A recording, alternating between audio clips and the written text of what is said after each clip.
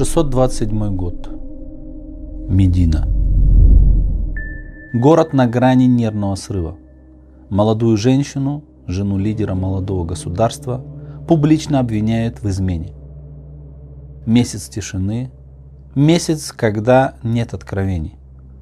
Город бурлит, лицемеры потирают руки, а враги готовят политический некролог исламу.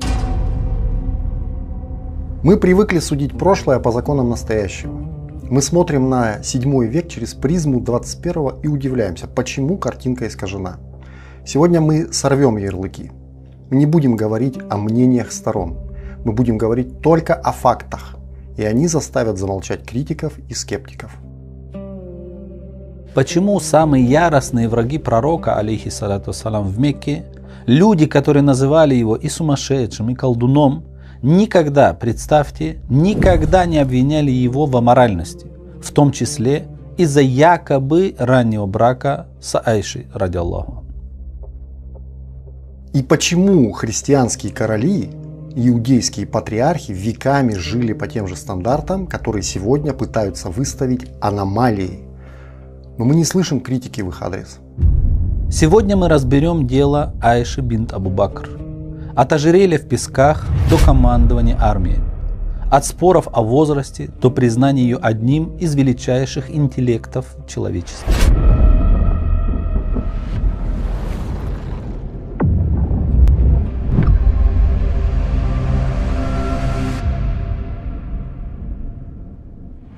Это история, в которой нет места оправданиям, только правда, зафиксированная в веках.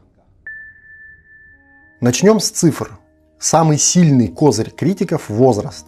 Посмотрим на ситуацию с позиции историка-криминалиста. В исламской традиции есть массив данных, который заставляет по-новому взглянуть на хронологию. Есть мнение, ставшее каноничным, что на момент замужества ей было 9 лет. Но есть и другая линия исламской мысли, опирающаяся на строгую математику сиры пророка, алейхиссалату вассалям. Сравним Айшу с ее сестрой Асмой. Асма была старше Айши на 10 лет. И Асма умерла в 73 году хиджры, в возрасте 100 лет. Простая арифметика, в год хиджры Асме было 27, значит Айше было 17. Если брак был заключен через пару лет после хиджры, то перед нами молодая женщина 19 лет. В подтверждение этому тот факт, что у арабов того времени существовала специфическая система исчисления. Возраст часто считали не от рождения, а от момента полового созревания или значимых событий. Девочка становилась женщиной в глазах общества не по календарю, а по психологической и биологической готовности. Еще один важный факт. Айша была помолвлена с Джубейром ибн Мутимом еще до пророчества пророка Мухаммада, алейхиссалату вассалям. Если бы она была младенцем в момент предложения пророка, как бы она могла быть невестой другого человека за годы до этого? Мы видим взрослую, сформировавшуюся личность. Но удивительно, что все это не важно. Даже если мы останемся в рамках цифры 9, является ли это проблемой? Только для тех, кто не знает историю человечества. Выйдем за пределы Аравии, посмотрим на цивилизованный мир. Ветхий Завет, Ревекка и Исаак. Традиционные толкования говорят нам о возрасте, который сегодня вызвал бы шок у юристов ООН. Но для библейских патриархов, верующих иудеев и христиан, это стало благословением. Европа, христианство. Король Англии Ричард II женится на Изабелле Валуа, когда ей было 6 лет. Генрих VII, его мать Маргарет Бафорт, родила его в 13 лет, а вышла замуж в 12. Сын Ивана Калиты, великий князь московский Семен Гордый, женился на Марии, дочери Александра Тверского.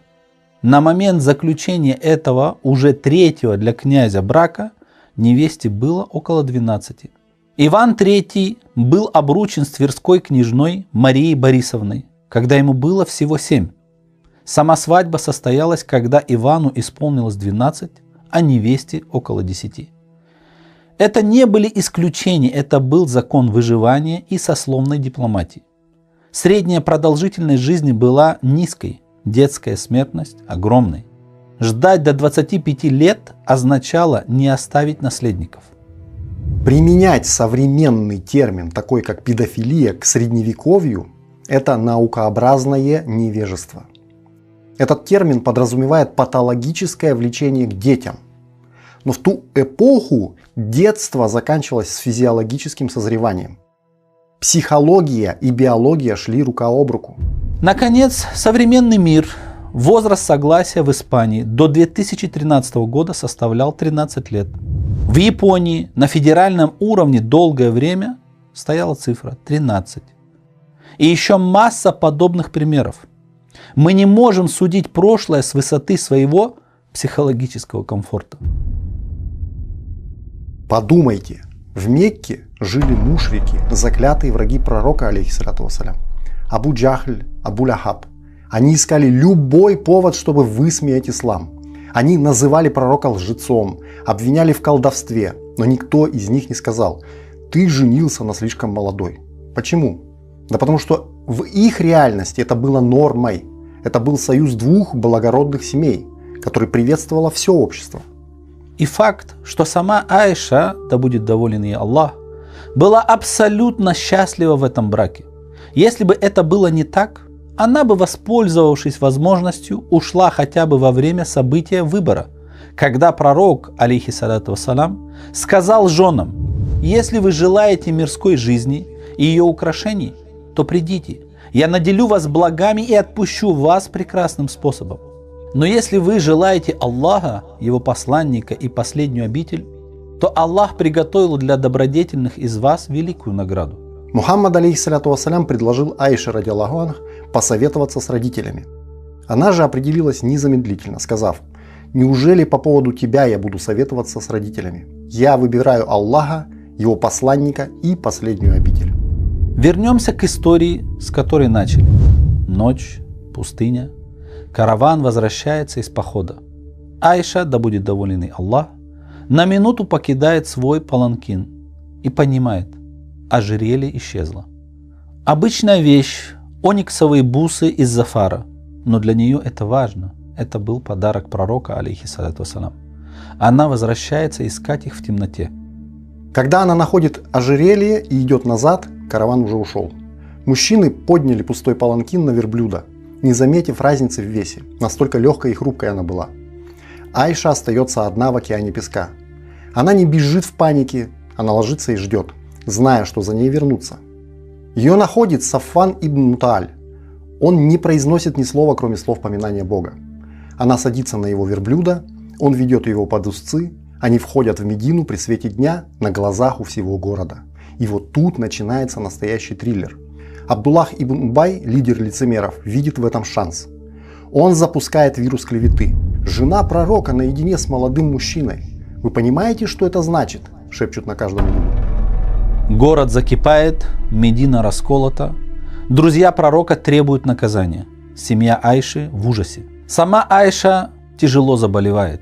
Она даже не знает о слухах, пока однажды ночью случайно не слышит правду от матери одного из подвижников. Она просит разрешения уйти в дом родителей. Она плачет так, что, кажется, ее сердце разорвется. Это был момент величайшего испытания веры всей общины. Почему Всевышний молчит? Месяц без откровений. Это был тест на человечность. Пророк Мухаммад, алейхиссалату вассалям, заходит в дом, где плачет Аиша, и говорит: «Если ты совершила грех, покайся. Если ты чиста, Бог оправдает тебя». И тогда эта молодая женщина, которая не было и 20, проявляет силу духа, которая выше гор. Она говорит: «Я не буду каяться в том, чего не совершала. Мой пример, как пример отца Юсуфа, Якуба, алейхиссалям. Только терпение и помощь Аллаха». В этот момент приходит откровение. Сура Ан-Нур, 10 аятов, которые навечно вписали ее чистоту в Коран. Лицемеры были посрамлены, а община получила закон. Обвинение требует 4 свидетелей, иначе обвинитель лжец. После смерти пророка Аиша, да будет доволен ей Аллах, стала интеллектуальным гигантом. Она запомнила тысячи хадисов, сохранив для нас бытовую человеческую сторону пророчества.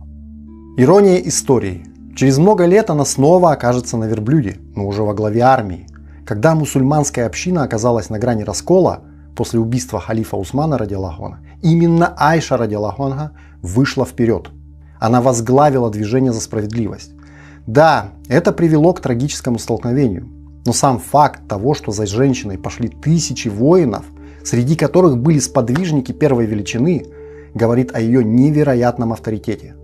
Она не была картинкой, образом, неподвижным, безжизненным. Она была живым человеком, лидером. Она могла признать ошибку, могла проявить жесткость. Она была счастливой женой. Она сама говорила, что пророк, алейхиссалату вассалям, умер, положив голову на ее грудь. Это была история любви, которая изменила правовую систему половины мира. Итак, в итоге, арифметика говорит нам о взрослой, осознанной женщине. Контекст эпохи снимает претензии к морали того времени.